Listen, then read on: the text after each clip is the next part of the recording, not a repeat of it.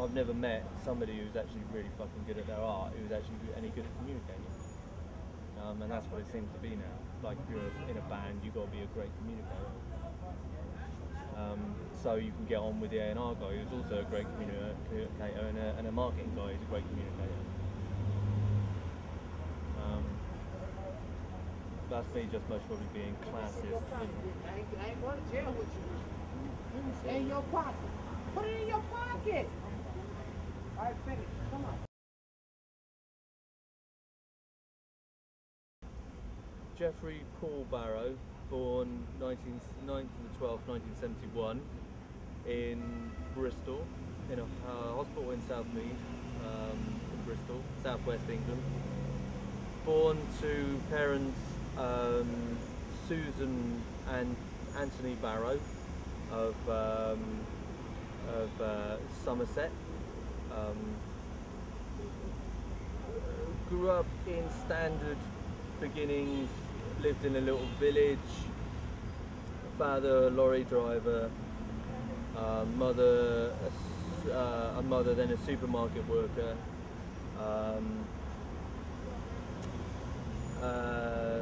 Didn't have a good time at school through dyslexia. Didn't know I was dyslexic. A lot of frustration and stuff. Didn't really know. I didn't come from a musical family. Decided to play the drums at 9 years old. My parents broke up when I was 10, 11. Drums felt good. Was useless at reading the music side of it. Then didn't really kind of get really into it, even though I could play it. Don't know why. Resented being taken to lessons sometimes because you had to. It's a kind of authority shoving. Yeah. Anyway, so parents broke up, moved to Portishead, little town near Bristol, about 12 miles away. Moved into government kind of funded housing. Had a really happy time as a kid, as a teenager, lots of friends. Discovered, played in bands, kind of really early on.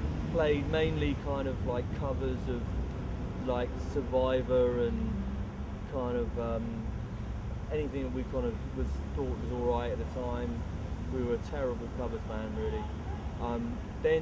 Then got hit in the head by kind of breakdancing culture, alongside with early electronic music, music to breakdance to, kind of, you know, things off the films like Kraftwerk, Tour de France from the film breakdance. Then kind of went on to discover like people like Krista Glove and Rocket, Herbie Hancock. Met some like-minded people, started having 2 tape decks, getting into the idea of DJing. I saw someone on TV scratching, and I'd seen it from Beat Street with Melly Mel and stuff. Found out about that, worked out that basically this is where it belonged, hip-hop, and that's where it was born in New York. I had no idea, I'd never been abroad before or anything like that, never travelled to France because it was too much money. So really was a kind of like suburban kind of white hip hop kid from England. Got a set of decks, incorporated it a little bit into my drumming, started messing around with stuff. Went on through school, failed most of my exams, went on to art college, failed at art college because I was colourblind. I wanted to be a graphic designer. Nothing too bad in my life that's going on, really pretty standard stuff.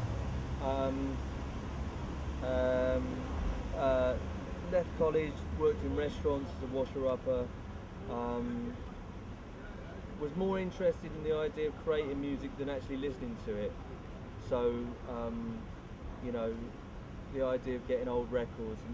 Met Andy Smith when I was about 16. He was a disco DJ from the like 70s. Reggae DJ, had an awful lot of funk and soul records, and had 2 sets of decks to go down to his house, practice scratching with a guy called Pat Hennessy. Entered a DJ competition, failed miserably because I didn't know how to use 1210s, and it was shocking. Met a girl, continued, then got a job in a recording studio, a massive chunk of luck. I phoned up the guy called Andy Allen, who is a guy who also grew up in Portishead, and he thought he would take pity on somebody that came from my estate, because he grew up in Portishead and like was really kind of knew what it was like and about music and stuff. Gave me a job as a YTS to earn some money. YTS was a government training scheme when they pay you £15 a week. So they covered my bus fare. Went into the studio, started messing around with stuff. Came up, was given a day in the studio, worked on some tunes. Worked with a singer, a terrible Australian singer. Worked with a rapper who's still a guy now, Mark, does all their artwork. I'm talking about myself and not really about the music. It's really massively affected me. I would say that kind of early hip hop, and then things like Marley Marl, Public Enemy, Eric B and Rakim, are really the harder side of hip hop. Really, none of the kind of like the nicey stuff, like not LL Cool J. Well, got LL Cool J, but not I Need Love or all that kind of stuff. Not love rap or R&B kind of stuff.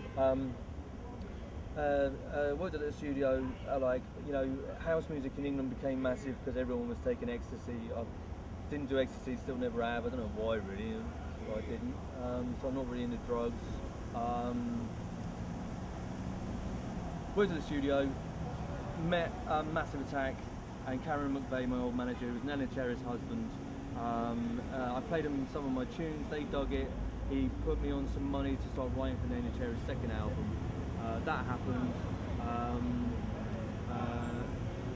Started writing for Portishead, then moved to London. Met Beth in a government training scheme. She was a singer.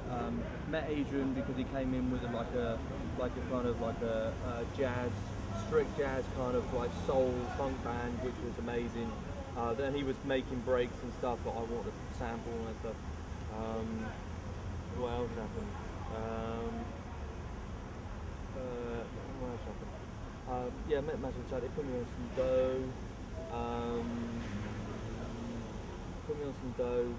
Some money. Started working on Portishead. Took 3 years. I started to discover Portishead, write it properly. Adrian was an immense person to me because he was able to write, or not write, but able to play the music that I was sampling. So we could do chord changes and we could do all this different stuff. Was influenced by Gangstar, then and then really the rest of it is kind of what happened really with Portishead. We released an album, it sold loads. I was still a kid. Did another tour. Became kind of like this famous dinner party fucking music. Never really supposed to be that, but that's what kind of happened. Bristol had a spotlight on it. It was called Trip Hop. No one really fucking believed that stuff really. That was rubbish, because I think that fads die and go, and there you go, it's gone. So thank God. What else did I do? Went on tour for a year and a half. Fucking hated music really by the end of it, and quit music for about 5 years. Got divorced to my childhood kind of sweetheart. Didn't have any children. Went to Australia, got drunk a lot, played pool. Got drunk a lot, played pool. Realised that there was an infant industry over there. Met a guy who's kind of like the Australian DJ Shadow. He didn't have any way of getting a record out, so I suggested that me and him set up a label to establish something as an independent in Australia, because they were still signing kind of like rock bands in a sense, and they didn't understand dance music. So we did that. His album was successful. That was the beginning of Invader Records, and that's continued to be like a hip hop soul kind of label. Came back to England. Still didn't do any music because I didn't want to. It was rubbish, really. I didn't want to make music. Didn't write music. this is a massive ego trip, isn't it? It's a massive, well, not ego trip, but it's a massive, like, just talk about yourself so much. And then, what else happened after that? Oh yeah, I came out to England. I knew a guy called Fat Paul, kind of really respected label owner, independent label owner and promoter since he was 16. Really, really independent. Like, people make out they're independent now, but he was the real deal.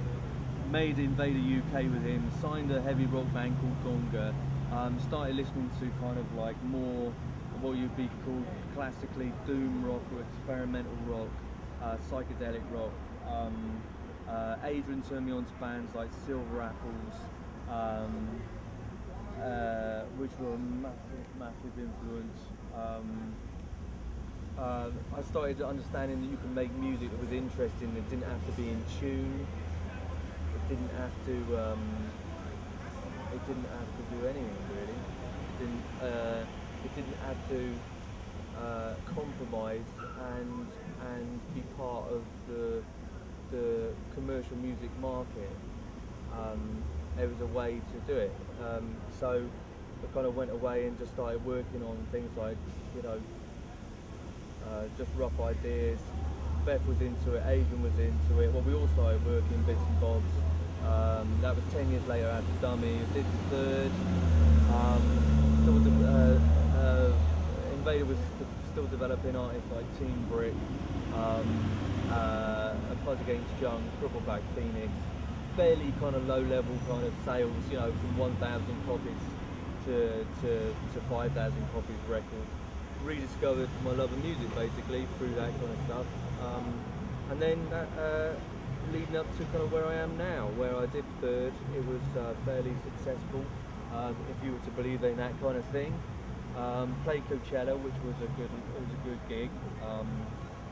Really, I don't know what I think about the festival, but for us it was a really nice time.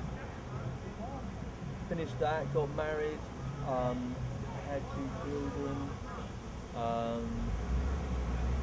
bought a caravan and put it in Cornwall, and that's where I go most of the time with my family.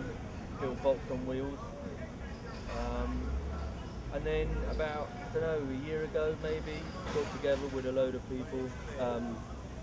Well, actually tell a lie.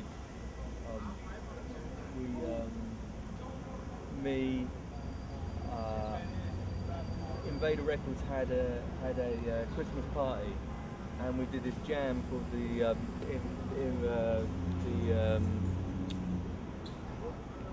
was called the Invader Acid Test. It was a Christmas party, and all the bands are on Invader. There's another band we called the Thought Points that are really good. Got together in this place and just jammed for a couple of hours. Billy was there, who played bass in Fuzz Against Junk, who was signed to the label. Matt was in his Team Brick, his own kind of like musical world of Team Brick, a record that we released on the label. We got together, played, and we enjoyed it, so I said, let's do it again. And then, so I phoned up Matt and Bill one day and said, look, let's do this thing, let's do a record, let's set up and play. Went to the studio, didn't really talk about music. First thing that we played, the first thing we jammed is the first track on the Beat record. We became Beat. We were recording an album in 12 days. It's the most freest I've felt musically, and that's no fault of any other members of Portishead. It's my own fault for being so kind of controlling. So things just happen in Beat. They are becoming more structured because I've got a terrible trouble of kind of trying to make things organised and make things like more right. But what's brilliant about Beat, it goes in wrong directions, and that's what's kind of I've started to realise is fun about music and making music. And that's kind of where I am now. I mean, I'm in New York, about to play a gig, the Bowery. Beat to me is not a kind of vanity project. It's well, perhaps it is. I don't know. Perhaps, I think it's just a more, and it's if I'm to continue making music, then I have to do something like this. Portishead is something else, and I think Adrian and Beth would agree that. You know, we've been together for a long time. I mean, it's still incredibly fulfilling Portishead, don't get me wrong, and really I love working with other people. But it's just kind of loosely around the edges. And Paul's has never actually been a band because it's Adrian who plays bass, guitar and keys and stuff, and me. So we can't really go into a studio and start playing. It's always a bit weird. You need a third person. And Beth could play guitar and stuff, but we haven't done that. But so anyway, we're in the Bowery, playing tonight and doing some shows in America. And really, I'm starting to feel like I've started to hate music again. I'm not really finding stuff to turn me on. I'm going to do another Paul Dead record, and I don't know what that's going to be like if I start getting into this kind of hating music thing again. But it's like Spurges. I don't think it's ever worth making any music if you're not in love with it, or there's no real desire. I mean, you know, if it's a job and it pays the bills for people and they write for television, then that's great. I mean, I'm just talking from my personal aspect side of it, really. I find modern music, a lot of modern music, there's two worlds of it basically. There's like the side on the internet, in which you've got lots and lots of interesting bands, and then there's the big commercial world, and the commercial world is dying, and it's a good job, really, because it's tedious and horrible, and I don't think the pop writing isn't as good as it used to be, and you know, and it seems to be like media run by kind of part-time careerists who'll take the music industry for what they can get and then go to a proper job, whilst the people that really love it and who really love music and love arts and stuff like that aren't very good at communicating, so they don't get the jobs really, because it's the communicators that get the jobs in the music industry and film and television or whatever. I've never met somebody who's actually really fucking good at their art who's actually any good at communicating, and that's what it seems to be now. Like if you're in a band, you've got to be a great communicator. So you can get on with the A&R guy who's also a great communicator, and a marketing guy who's a great communicator. That's me just most probably being classist. I ain't going to jail with you. Stay in your pocket. Put it in your pocket. All right, finish. Come on. But that's the end of my story.